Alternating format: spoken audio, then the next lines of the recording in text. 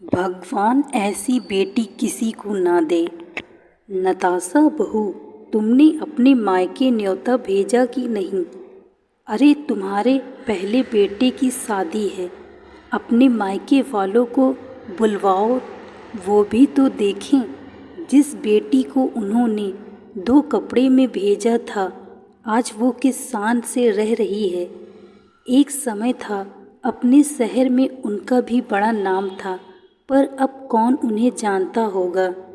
लता जी अपनी बहू को बोल रही थी। नताशा बोली, मम्मी जी, पापा मेरे प्रोफेसर थे और अभी भी कुछ पुराने लोग उन्हें जानते ही हैं। भाई दूसरे शहर में छोटी सी जॉब करता है, सारी चीज़ों की देखभाल भाभी करती हैं। फिर भी आप बोल रही हैं तो मैं बोल दूंगी। नताशा का पति दलजीत बोला, तुम्हारा भाई यहाँ हो या ना हो, तुम्हें अपने घर न्योता भेजना चाहिए। अरे मानता हूँ अब यहाँ तुम्हें सुख सुविधा ज़्यादा मिलती है, पर इसका मतलब ये तो नहीं कि तुम अपने मायके को भूल ही जाओ। पैसों से रिश्तों की गहराई और उसके रंग में फ़र्क नहीं पड़ना चाहिए। नताशा चिढ़कर बोली, आप और आपकी माँ बड़े मज़े ले रहे हो। मानती हूँ मेरे मायके में सुख सुविधा और पैसा नहीं है, तो क्या उसकी जिम्मेदार मैं हूँ? अरे मेरे भाग्य से आपके घर में पैसों की बरसात हो गई, मायका कंगाल हो गया तो मैं क्या कर सकती हूँ। अपनी बहन को देखो कैसी ज़िंदगी जी रही है, उसे न्योता क्यों नहीं भेजते? बुलाओ उन लोगों को, मैं भी देखूं उनकी शान। दलजीत बोला, अरे तुम तो नाराज़ हो गई। अब ससुराल वालों के लिए मजाक नहीं करूँगा तो किससे करूँगा। और सही कहा तुमने, विधि के घर भी बोलना होगा। अब आए ना आए, वरना कल को कहेगी भाई के साथ पैसे हो गए तो भाई भूल गया। मैं माँ को कह दूँगा, वो फ़ोन कर देगी। नताशा नाराज़ होकर बैठ गई तो दलजीत बोला, अब छोड़ो पुरानी बातों को, खुशी का मौका है। हमारे बेटे की शादी है, 28 साल हम लड़ते झगड़ते यहाँ तक पहुँच गए। हमारा बड़े बेटे बहू को आ नहीं रहे, अब उनकी खुशी के लिए हम भी खुशी मनाते हैं। चलो मैं बाहर की तैयारी देखता हूँ, तुम घर की तैयारी देख लो। इतना कहकर वो घर से निकल गए। इधर सिमरन नताशा की भाभी अपने ससुर प्रसाद बाबू से बोली, बाबूजी, नताशा दीदी के घर से न्योता आया है, उनके छोटे बेटे की शादी है, हम सबको बुलाया है। ये भी 2 दिन की छुट्टी लेकर आ रहे हैं। वो बोले, बहू तुम्हारी ननद पहले यहाँ कितना आती थी, मायके को अपना सहारा समझती थी। जब से उसकी शानो शौकत बढ़ी, यहाँ का रास्ता ही भूल गई। अब यहाँ आने से उसकी इज्जत जो घट जाती है। इसी गम में तुम्हारी सास भी इस दुनिया से चली गई। पहले तो रक्षाबंधन में आती थी, अब तो उसमें भी आना बंद कर दिया। बस एक राखी भेज देती है। कई साल हो गए उसे देखे हुए, अब उसे हमारी याद कैसे आई। सिमरन बोली, बाबूजी, जो हुआ उस पर मिट्टी डालो। क्या बेटी जैसा सहारा एक बहू नहीं दे सकती? अब रिश्ता है तो निभाना तो पड़ेगा ही। माँ जी के जाने के बाद में नहीं जानती कि लोग ये कहें कि भाभी ने रिश्तेदारी निभाई नहीं। मैं हूँ ना, आप चिंता क्यों कर रहे हैं? मैं सब संभाल लूँगी, किसी चीज़ की कमी नहीं होने दूँगी। सिमरन के पति दिनेश दूसरे शहर में छोटी सी जॉब करता था। घर के हालात अच्छे नहीं थे। सोने का भाव इतना बढ़ गया था कि नया कुछ खरीदना सिमरन के बस की बात नहीं थी।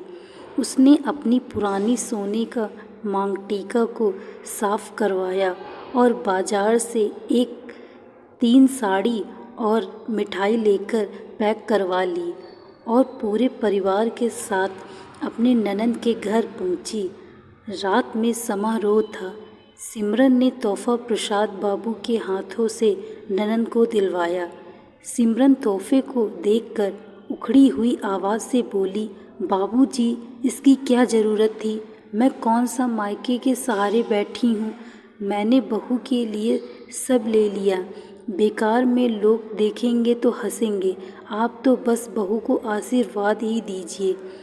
लता जी आगे बढ़कर पैकेट लेकर बोली, अब मायके से क्या आया है ये तो देखना ही पड़ेगा। उन्होंने साड़ी को खोलते हुए कहा, ऐसी साड़ी हमने अपने ड्राइवर की बेटी को शादी में दी थी। नताशा की ननद विधि साड़ी लेते हुए बोली, भाभी ये बहुत सुंदर साड़ी है, आप पर बहुत खिलेगी। और माँ, मायके की कोई भी चीज़ महंगी और सस्ती नहीं बल्कि प्यार में लिपटा हुआ मायके का सहारा होता है। नताशा बोली, विधि दीदी, अगर आपको ये पसंद है तो आप ही रख लीजिए, क्योंकि मैं और मेरी बहू तो ये नहीं पहन सकते हैं। प्रसाद बाबू बहू का चेहरा देख रहे थे। सिमरन धीरे से बोली, बाबूजी, बोलने वाले तो बोलते ही हैं, हमने दिल से उपहार दिया है, बस यही बहुत है। तभी विधि प्रसाद बाबू से बोली, बाबूजी, पिता का प्रेम और आशीर्वाद ही बहुत बड़ा सहारा होता है। पैसा तो हाथ का मैल है, कल आपके पास था, आज इनके पास है, न जाने कल किसके पास रहेगा। विधि की शादी भी एक संयुक्त परिवार में हुई थी। उसके पति जनरल स्टोर की दुकान चलाते थे। कोरोना काल में उसका बहुत नुकसान हुआ, जिसके कारण विधि की माली हालत भी ठीक नहीं थी। मायके में पैसे होते हुए भी कभी भी मदद नहीं मिला और विधि के पास जितना था उसमें ही वो बहुत खुश रहती थी। सर्दी का मौसम था, चारों तरफ मेहमानों की भीड़ थी। प्रसाद बाबू को थोड़ी सर्दी का एहसास हो रहा था तो सिमरन ने जल्दी से अपने थैले से चादर निकाली और उन्हें दी। वहीं बच्चे चारों तरफ खाने पीने की चीज़ों को देखकर ललायित हो रहे थे। कभी आइसक्रीम तो कभी चाट खा रहे थे। जब फ़ोटो खिंचवाने का समय आया, नताशा की सास बोली, अरे बहू, मायके वालों को तो आगे लाओ। नताशा धीरे से बोली, आपको मेरे मायके वालों से बड़ी हमदर्दी हो रही है। आप अपनी बेटी को आगे क्यों नहीं कर लेती? यहाँ मेरे जान पहचान के बहुत लोग हैं, मुझे अपनी बेइज्जती नहीं करवानी है। जैसे ही प्रसाद बाबू और सिमरन के बच्चे आगे आने लगे, नताशा बोली, बाबूजी, किस ज़माने का कुर्ता और ये चादर पहन कर आ गए हैं? कुछ तो मेरी इज्जत का ख्याल किया होता। फ़ोटो में आप कैसे आएंगे? भाभी, इन बच्चों को देखो, ये ऐसे आइसक्रीम और चाट नूडल खा रहे हैं जैसे कभी खाया ही ना हो। प्लीज़ आप लोग थोड़ा पीछे रहिए ताकि तस्वीरों में ना आ सके, वरना कल को मेरा मजाक उड़ाया जाएगा। बेटी के मुंह से ऐसी बातें सुनकर प्रसाद बाबू का हृदय छलनी हो गया। वो बहू से बोले, बहू, मुझे यहाँ से ले चलो, मेरा दम घुट रहा है। सिमरन का पति बोला, हाँ सिमरन, चलो, यहाँ हमारे लिए कुछ भी नहीं रखा है। बेकार में अपनी बेइज्जती करवाने से क्या फ़ायदा? ऐसा समारोह हमारे लिए नहीं है। सब मौज मस्ती में लगे थे। तभी नताशा की नंद विधि आई और बोली, बाबूजी, ऐसे मत जाइए, खाना खाकर जाइए। घर पहुंचने में आपको 6 से 7 घंटे लग जाएंगे। आप थके हारे आएँ और ऐसे ही चले जाएंगे। यहाँ तो लोगों की आंखों पर पैसे की चमक है। दूसरों को छोड़िए, मेरी माँ ने भी पैसों का चश्मा पहन लिया है। फिर मैं अपने भाई और भाभी से सहारे की उम्मीद कैसे रख सकती हूँ? आप रुकिए, मैं रास्ते के खाने के लिए आपके लिए कुछ लेकर आती हूँ। सब जाने लगे। सिमरन दोनों बच्चों का हाथ थामे थी। सिमरन का पति के ऑटो लेने के लिए गए। तभी वहाँ नताशा आई और बोली, क्या हुआ? आपने ऐसी शादी कभी देखी नहीं होगी, इसलिए आपको यहाँ मन नहीं लगा होगा, तभी आप सब जा रहे हैं। सिमरन बोली, ऐसी बात नहीं है दीदी, घर पहुँचते पहुँचते बहुत रात हो जाएगी, इसलिए अब हम चलते हैं।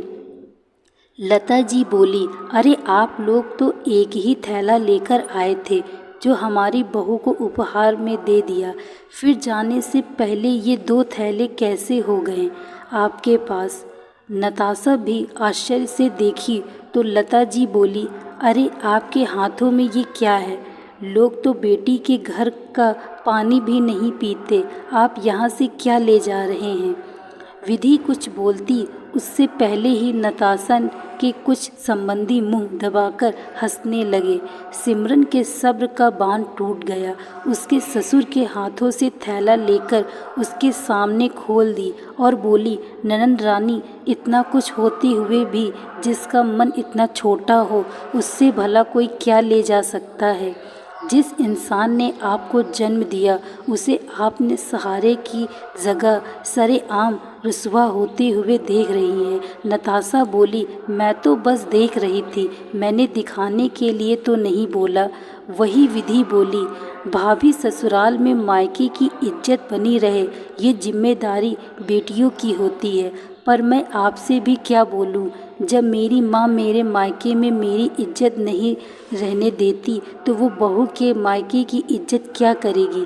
प्रसाद बाबू सिमरन से बोले, बहू अब एक पल भी अगर मैं यहाँ रुका तो मैं प्राण त्याग दूंगा, मुझे घर ले चलो। नताशा बोली, मैंने ऐसा क्या कह दिया कि बेटी से बढ़कर आपके लिए बहू हो गई और आप ऐसी बातें कर रहे हैं? सिमरन बोली, ननद रानी, मैं बहू होकर सहारा दे सकती हूँ, पर आप जिस माली ने हर धूप में आपको बचाया, हर पल आपका सहारा बना रहा, आज आपने उसे सरेआम रुसवा किया। सिमरन बोली, चलिए बाबूजी, मैं बहुत खुशकिस्मत हूँ कि मुझे आप जैसे पिता का साथ मिला। मायके में माता पिता तो अब रहे नहीं, मैं बहुत भाग्यवान हूँ जो आपकी सेवा का मुझे मौका मिला। जिसने अपने माँ बाप को ठुकराया, किस्मत कितनी देर उनके साथ रहेगी। अभी सिमरन का पति आए और पूरे परिवार को अपने साथ लेकर चले गए। विधि सबके सामने नताशा और अपनी माँ से बोली, आपने अपने घर में एक पिता का अपमान किया। ऊपर वाले की लाठी में आवाज़ नहीं होती, पर उसका दर्द जब मिलता है तो इंसान कुछ बोल नहीं पाता। जब आपने अपने ही सम्मान नहीं किया तो मैं तो ननद हूँ, मेरी इज्जत घर में क्या होगी? आज से मैं आपसे और इस घर से हर रिश्ते ख़त्म करती हूँ। इतना कहकर विधि अपने बच्चों को लेकर चली गई। समय बीता, विधि और सिमरन ने नताशा के परिवार से हर रिश्ते तोड़ लिए और अपने जीवन में आगे बढ़ने लगे। इधर वक्त की मार नताशा के परिवार पर जब पड़ी तब उसे एहसास हुआ कि अब मायके का भी सहारा नहीं। उसने अपने जीवन में एक ऐसा पाप किया जिसकी माफ़ी नहीं मिल सकती। बड़ा बेटा विदेश में जा बसा था और छोटे बेटे बहू ने धोखे से सब कुछ अपने नाम करवा कर नताशा को एक वृद्धा आश्रम में डाल दिया था। अब नताशा की ज़िंदगी वृद्धा आश्रम में कट रही थी। दोस्तों, इस कहानी से निष्कर्ष यह निकलता है, जब एक बहू बेटी बनकर सहारा दे सकती है तो क्या बेटी अपना फ़र्ज़ नहीं निभा सकती? क्या पैसों की चमक बेटी को उसके पिता से इतना दूर कर देती है कि बचपन में जिस पिता ने सहारा दिया, क्या ये भी वो भूल जाती है? ऐसा नहीं होना चाहिए। बेटियां तो अपने बाप का गुरूर होती हैं, अपने बाप का गुरूर कभी तोड़े ना। दोस्तों, मैं आशा करती हूँ आपको यह कहानी अच्छी लगी होगी। यदि कहानी अच्छी लगी हो तो वीडियो को लाइक तथा चैनल को सब्सक्राइब अवश्य करें। Thank you so much watching this video. Like, share and subscribe.